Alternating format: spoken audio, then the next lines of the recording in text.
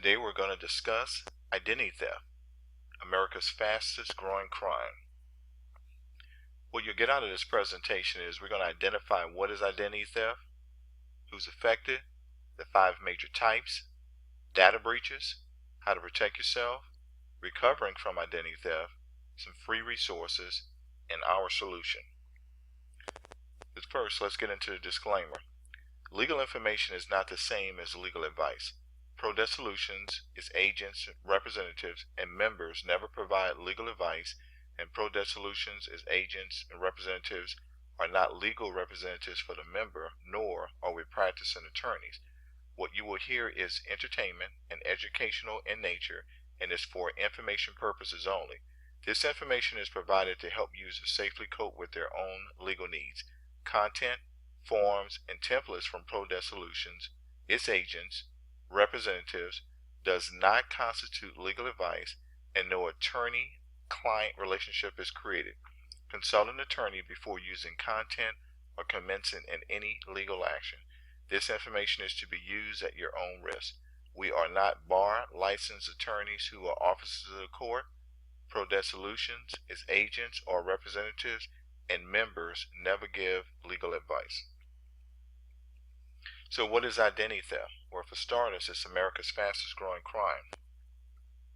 Identity theft is a form of stealing someone's identity in which someone pretends to be someone else by assuming that person's identity, usually as a method to gain access to resources or obtain credit and other benefits in that person's name. The victim of identity theft, here meaning the person whose identity has been assumed by the identity thief, can suffer adverse consequences if they are held responsible for the perpetrator's action. Identity theft occurs when someone uses another's personally identifying information like their name, identifying number, which is your social, or credit card number, without their permission to commit fraud or other crimes. In fact, according to a 2013 report by Javelin Research, there is one incident of identity fraud every 3 seconds. Identity theft actually is a worldwide problem. Now, there are a couple of documentaries, there's some movies that have been put out. There's one, my first experience or exposure to identity theft was the Michelle Brown story, which came out in 2004, which showed a lady who went through a lot of adversity to find the person that actually had stole her identity, and to help bring them to justice. And the girl ended up getting a little time for stealing this lady's identity, but it still took her many years after that to get things cleaned up. Now, there's also around that same time, I saw a PBS documentary that highlighted 3 American consumers as they went through their scenarios with someone stealing their identity. And most recently, there was a movie called Identity Thief, which these 2 individuals, I'm pretty sure look familiar. They've been in lots of movies, especially lately. Well, the guy, which says here, is this the face of a sucker? And the girl, is this the face of a thief? She basically stole his identity. He had a great life going on, making a lot of money, family, and she pretty much, went in and wrecked that entire scenario. But he was able to somehow find out, who she was and where she was at, and went to her house. And this movie is funny. If you get a chance, you need to watch this one, not just for the comedy of it, but also just take note of the serious side, that a lot of things can happen, a lot of serious things can happen. I mean, these are 2 great movies that if you want to know more about identity theft, each one of these movies you can watch in less than 2 hours each. So take a couple hours of your busy schedule out and check out these 2. And I'd also squeeze in that PBS documentary. Don't have the name of it, but if you get back with me, I can definitely get that for you. Now, who's affected? No one is exempt. Everybody, everyone is affected by identity theft. So let's break that down. That would mean you, the individual individual who's listening to this presentation. It would be your spouse, your kids. Yes, your kids. It could be your 1 year old, your 6 month old. They have a social security number, okay? Their identity can be used. Your family members, that's everybody in the family, mama, grandparents, siblings, okay, cousins, everybody in the family, your friends, your co-workers, your neighbors, everyone is susceptible and exposed to being affected by identity theft. Let's discuss the 5 major types of identity theft. Well, financial transactions, which this is probably the most known form of identity theft by everybody. You tend to think, okay, well, somebody got a hold of my credit card and they open up a utility bill. They bought a house. They got a credit card. They establish a car loan. I mean, those are all common, but there are 4 other areas that are not widely publicized, okay, but are very serious. One would be your social security numbers. So let's just say, for instance, you put in 40 hard years of work and now you're at the state where you want to retire, and you find out for the last 10 years that somebody's been getting your social security benefits. That wouldn't be too cool. And I'm pretty sure everybody's shaking their head as they're looking at this presentation and saying, no, that would not be cool.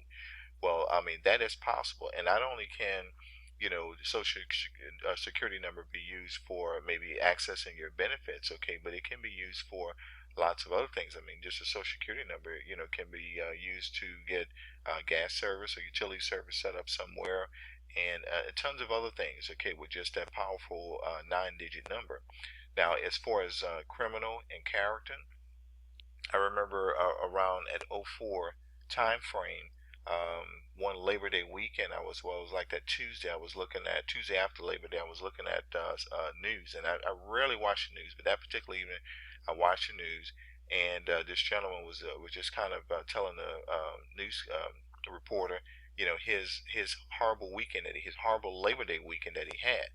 He ended up he's on the interstate. He had a flat. State trooper comes up, decides, he's kind of, thinking, okay, well, I've got somebody who's going to give me a hand with this flat.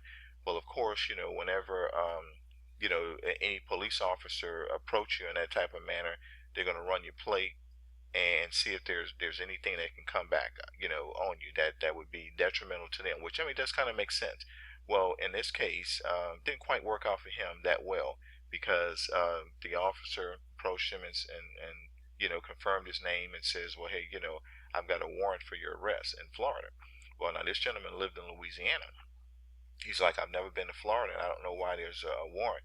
Well, of course, you never get a chance to straighten that out with the officer at the scene well, when they first encounter you. That's always something that's got to be brought before the judge. Well, by it being a holiday weekend, this gentleman really didn't get a chance to prove that it wasn't him until that Tuesday after Labor Day. So from Friday up until that Tuesday, he ended up staying in jail the entire time, okay?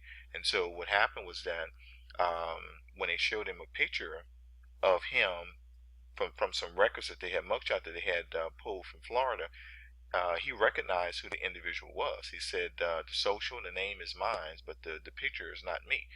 What it is, it was, he does construction work, and it ended up being a supervisor that he had, okay? So, I mean, this guy pretty much spent the entire weekend, trying to plead his case that he was innocent, to have to find out after, 3-4 days of being in jail that it was somebody else, and he got released, okay? And he was pretty much telling that news reporter his entire ordeal, of that. So, I mean, if this happened to any of us, that's listening to this presentation, that's not something that anybody would want to go through. But I mean, if it happened, you need to make sure that you have some muscle that can help you out. Now, medical is another type of identity theft. I mean, why you wouldn't want to have somebody else's bad health records on your file, as well as you wouldn't want somebody using maybe your medical insurance or your medical records to do something, that could be fraudulent. Driver's license. And I've had a personal experience with driver's license. It's been some years ago, but my sister called me up and she told me, she said, hey, she said, I got something I need to tell you. One of your nephews, okay, and at the time, my nephew, he had a car, but he didn't have driver's license, nor insurance or all of the paperwork up to date on his car. You know, he was riding around with a temp tag, and this one cop had stopped him before, let him go, and I guess the cop saw him again and figured, okay, well, I'm gonna, catch this guy, and he ended up stopping my nephew, and of course, my nephew told him my name is, and he gave him my name. And so the cop wrote the tickets up, and it was about 8 of them in my name. So she tells me, she says, look, she says, I need you to come by and get these tickets. She says, I just need you to go. She said, whatever it's going to cost, I'll be happy to pay for it. I'll get him to pay for it. So I was able to luckily go into court and just, kind of talk to the judge and let him know that this wasn't me, and this is my nephew, and they, were understanding in this situation. And this is really, when this happened, this is really before the term identity theft was coined, okay, where, we knew people were taking and assuming your identity. And so judge got rid of all the tickets, and just one little slight, twist to the story. About maybe 10 or 12 years later, I discovered that out of the 8 tickets, it was one of them that hadn't been purged out of the system, and I ended up having to go to court on a ticket that I got, and that matter came up. And so one of the clerks that was going to assist me with that situation, his name sounded familiar, and when I went to inquire about his girlfriend, he told me, that was his girlfriend, and I told him, I said, well, we go to school together. So I mean, with that said, the guy didn't have a problem at all as far as removing the ticket out of the system for me. So I mean, that was a big help. But once again, that was, I guess you could say, that was my muscle. We always don't end up being in that situation where we have muscle. So the 5 types of identity theft are your financial transaction, social security numbers, criminal, or your character. And let me say one more thing about character, because I only focused on criminal. But let's just say, for instance, your identity was taken, okay, and let's say if it was used in some crime ring, and maybe someone did something that was actually considered as a terroristic threat, okay, a terrorist crime, and everything. And so then now, you got blacklisted, okay. That is some hard, difficult stuff to prove, okay, to our government that you're not a terrorist, okay. So you, once again, okay, having some muscle and all to help you out in that situation would definitely, come in the hand. And so it's always best to be prepared for, for anything that's happening out there. Medical and then driver's license are the last two. Now, data breaches. We've heard about several data breaches. I mean, a couple years ago, during the holidays of 2013, we found out about Target and Nordstrom, having a data breach. Well, last year, and I guess I didn't keep up with the news as well as I thought I did, but there's quite a few at the top of this list that I just don't recall. Now, I knew about Neiman Marcus. I didn't know about White Lodging, which is a hotel franchise that's in 21 states.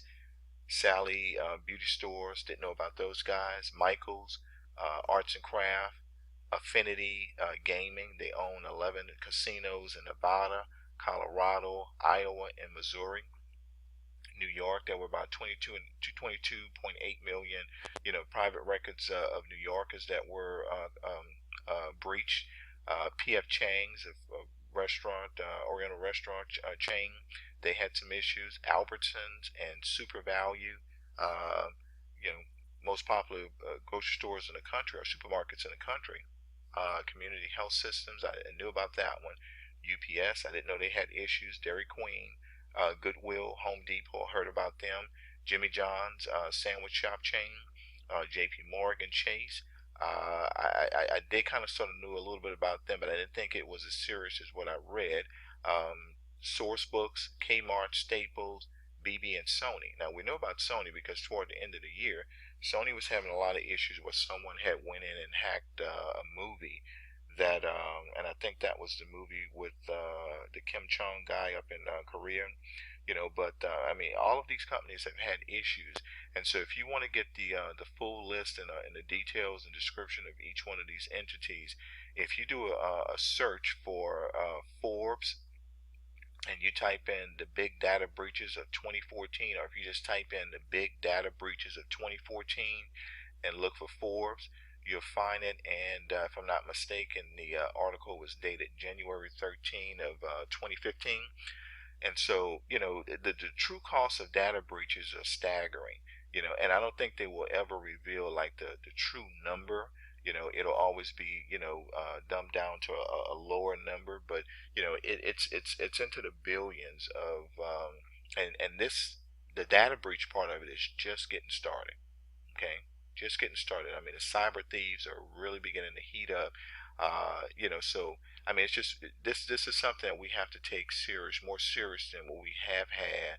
And technology, with the way that it is. I mean, the phones are just, I mean, so more like a computer that you have to be cautious about what you actually put in it, where you actually go.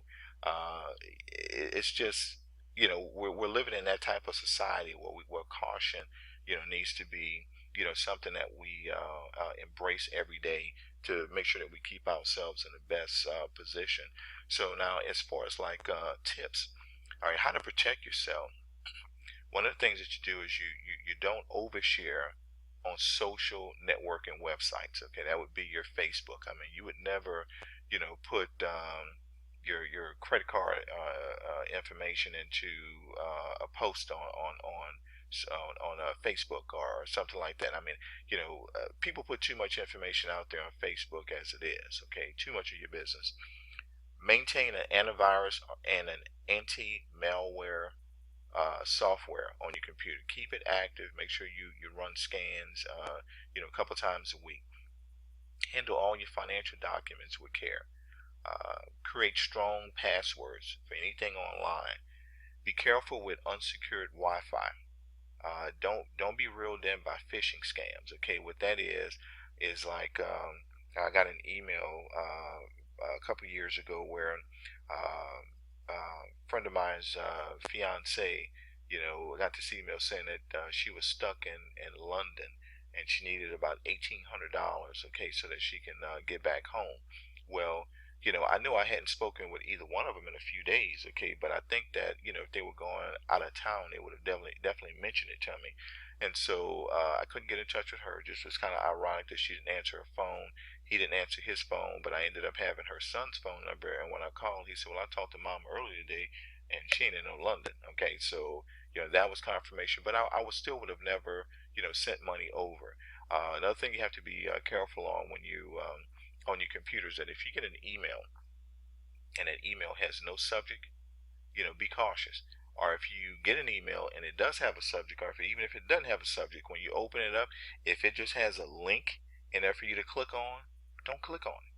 Even if you know it came from somebody that you trust and that you know very well, just don't click on it. Be cautious of what you open up, because that can lead into all sorts of trojans that you can download onto your computer.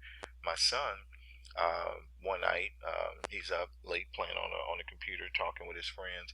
Ended up getting an email from somebody who he knew. Clicked on the link, and when I got up the next morning, I had 8 kinds of hell on my computer that I had to deal with. Which is my unit that I work with, and so he's never been back on my computer since then. Because I can't have my system exposed like that. I can't have my computer down for any reason. So I heighten security. Haven't had that problem since, and just want to make sure you guys don't run into that same problem as well. Now, as far as like you need to monitor your credit and your bank accounts closely. I would say I've got an app on my phone, and I check my credit. Sometimes, I mean, not my credit, but my bank account sometimes 2, 3 times a day. Because I need to make sure that every charge that's on there, is something that I initiated, or that I know what it is. And just a few months ago, I found a charge that I didn't recall, and it was for a small amount of money. It was like less than $1, But I figured, I just kind of felt like that was the beginning of maybe some problems if I didn't nip it in the bud. So I contacted my bank, and they closed that card out and reissued me another one. And so far everything has been smooth sailing. Okay, so shred all your mail, and I guess that would probably be the same thing as handle financial documents with care. One of the things we want to do is if you've got, have a file cabinet that you can lock, or a safe that you can put documents in, personal documents in. Um, it just helps secure everything. Now, if you want to get a more detailed description, if you look at the source link at the bottom, this article actually that I pulled it from bankrate.com. You can go to their finance section, and you can pull that information up. But just this link here is where I got that information from, and it went into a lot more detail as far as what you would do with each one of those headlines. Now, some free resources would be the FTC. Go to ftc.gov.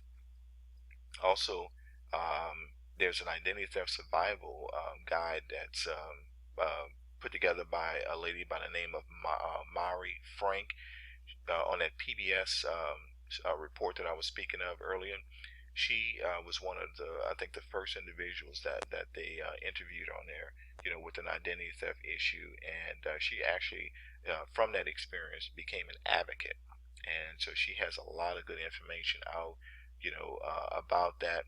And then also we've got some information on an info site that we put together. And if you go over to, www.improvemycredit.weebly.com, once again, that's improvemycredit.weebly.com, you can find some resources there about identity theft. Additional tips are active duty alerts. If you're in the military, I recommend that you, any active duty alerts added, as an extra layer of protection, to credit records, for service people or service members while they are deployed. When you're away, there's a, you're focusing on whatever your assignment is over across the way. If you don't have someone at home that can manage those affairs for you, you need to have some additional alerts that will keep individuals from being able to open up extra credit, without you being aware of it. Credit freezes. I don't really like credit freezes because, where it sort of helps in one area, it hurts in another area. When you're trying to apply for like instant credit, you will be denied. Okay, and sometimes those have to go before review, and that can slow you down or maybe even eliminate you from being able to qualify for a line of credit when you need it. So, be careful of the credit freezes. There's a few other things I'd recommend doing other than the credit freeze. Financial readiness as critical, as fully charged batteries. You've got batteries, you got a gas tank and water. Are your financial papers and personal documents stored safely in case of an emergency? We need to be able to, at any point in time, if there was a catastrophic event that occurred, you need to be able to go to one particular point and get everything. Okay, that would be, I don't care if it's a safe, if it's a drawer, file cabinet. You can go and within just a matter of a minute or less, go to that particular source and get everything for you and your family, and get away with it. That's what that's referring to. Now, how to keep your personal information secure. Safeguard your personal information, whether it's paper, whether it's online, or computer or mobile devices. Now, some of those, like Dropbox accounts, are pretty good. I'd recommend that you put things there, just in the source where you can always access it from anywhere. Identity theft protection services, and that we'll talk a little bit more about. Evaluate the service and the cost of the service that claims to protect your identity. These are all helpful tips, and there are quite a few good ones out there. Some major players that I know you've heard of. All right, recovering from identity theft. If you go over to identitytheft.gov, that's identitytheft.gov, there's a pretty detailed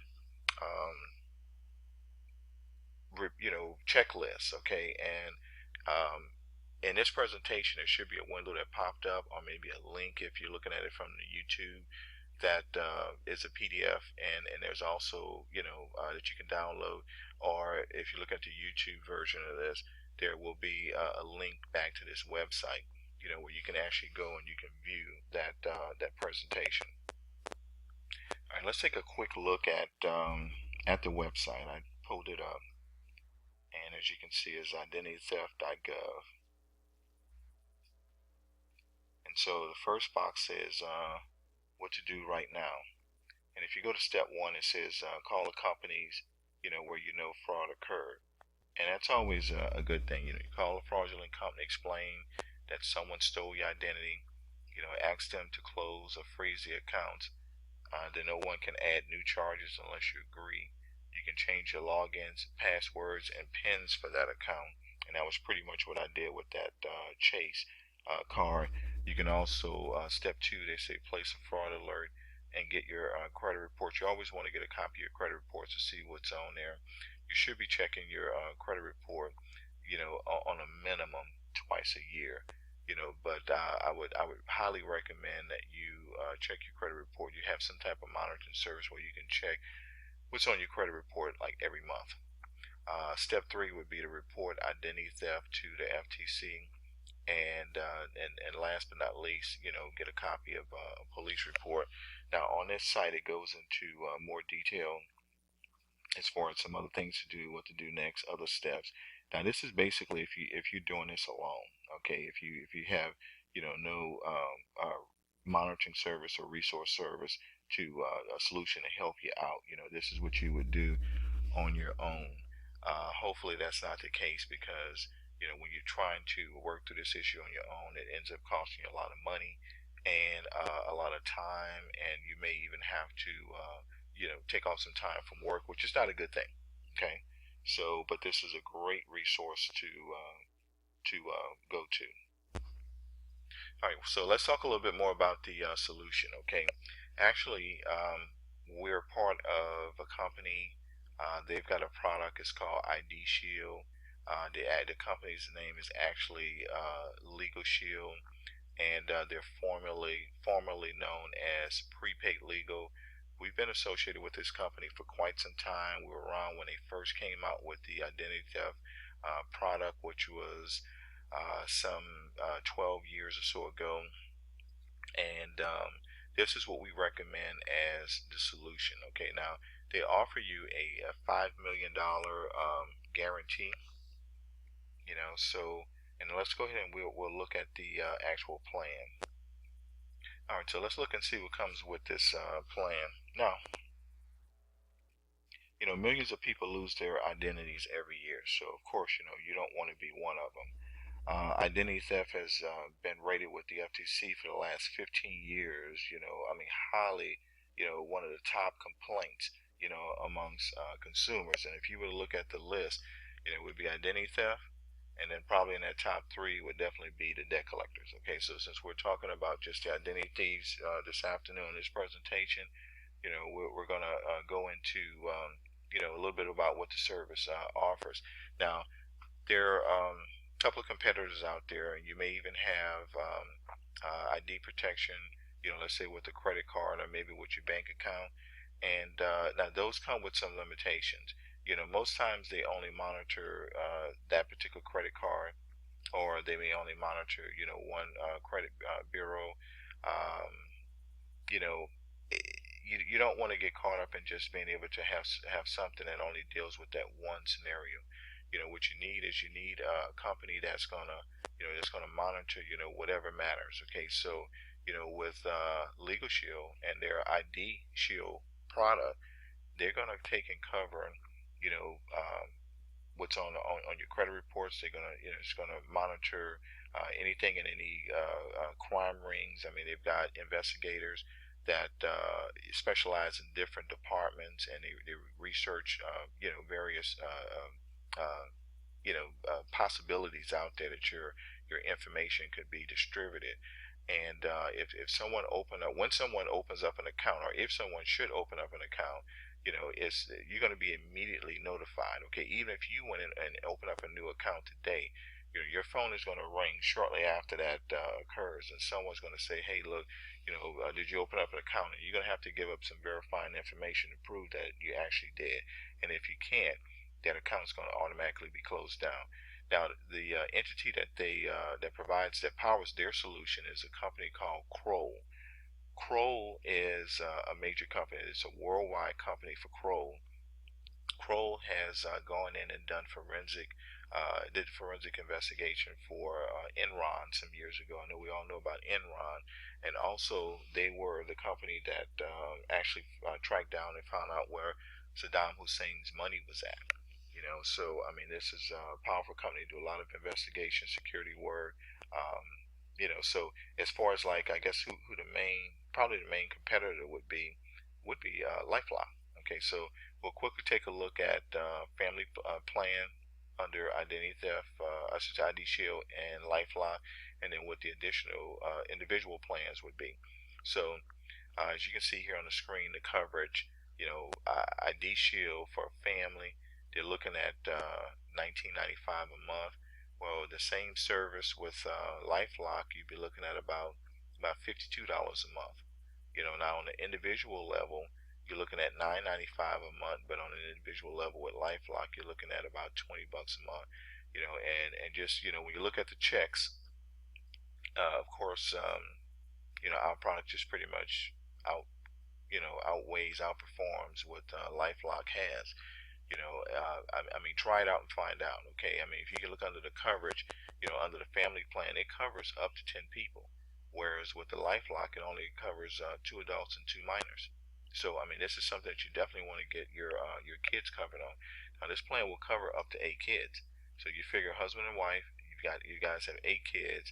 That comes up to 10 people. The entire family is covered. Okay, so so what's covered under that's consultations. You get unlimited counseling with the investigator. You get Social Security fraud detection, monthly ID theft updates, emergency assistance. That's 24/7, 365 days a year. Sex offender registry reports. So and this is something that's key. And I never really thought about this until maybe about almost 10 years ago when I was doing some looking to do some real estate investing. One of the things that they were saying is that if you're going to buy a property, you want to you want to take a look at the sex offender registry and see if you've got any sex offenders in the area. And I never really thought about that. So this one site that I went to, and where I was living at, I knew it wasn't the best of neighborhoods, but the apartment complex I lived in was really nice. And I put the address in, and there were, I mean, quite a few registered sex offenders in the area. Now, this is public knowledge. So, I mean, if you can find do a search for a sex offender registry, you put your address in. I mean, it'll show you the addresses where somebody's listed. I mean, anybody who's a sex offender, they have to, by law, every place that they move to, they have to register with that county, with that police department, that they're a sex offender. Okay, so that's what this registry would pull back and notify you of any data breach notifications, identity alert systems, lost and stolen wallet assistance. It'll reduce the pre-approval credit card offers that come in the mail. You're going to get live member support 24 hours a day, 7 days a week, 365 days a year. And I mean, just looking at the list of services, I mean, you're going to get restoration, um, restoration in areas. You're going to get privacy monitoring, security monitoring. Now, LifeLock offers some of these services, okay, but still, just offering you a lot more, for the price. And so if you look at the security and monitoring, I mean, it's just a great program. Okay, so don't look at getting this after you become a victim of identity theft. Get it now. Okay, so that you don't become a victim of identity theft, or if you do, as soon as you do become a victim of identity theft, you've got someone that's able to close those accounts down, and help you restore your credit back to where it was at. Okay, that's crucial. And as far as like, we didn't just put these stats together to toot our horn. I mean, this was information that the company actually went out and they researched, and and it's publicly available. And this is a pretty recent deck that was put together. I mean, it shows May 13th, 2015, when this information was comprised. Okay, which is not long ago. It's only about a couple of weeks ago. So if you have any more questions about this particular program, if you want to get signed up, definitely give me a call, and we can get you some more information, or even possibly get you signed up. All right, so as we finish the presentation, I always like to give my contact information. If you need to get in contact with me, my name is Charles Thompson, so you can call me 404-437-5902. I'm available Monday through Thursday, 9 a.m. to 7:30 p.m., and on Fridays from 9 a.m. to 6 p.m., and that is Eastern Standard Time. If you need to send something to me by email, you can send it to Improve My Credit. That's Improve My Credit at ymail.com. That's the letter Y, mail.com. It's a Yahoo extension. Pro Debt Solutions. So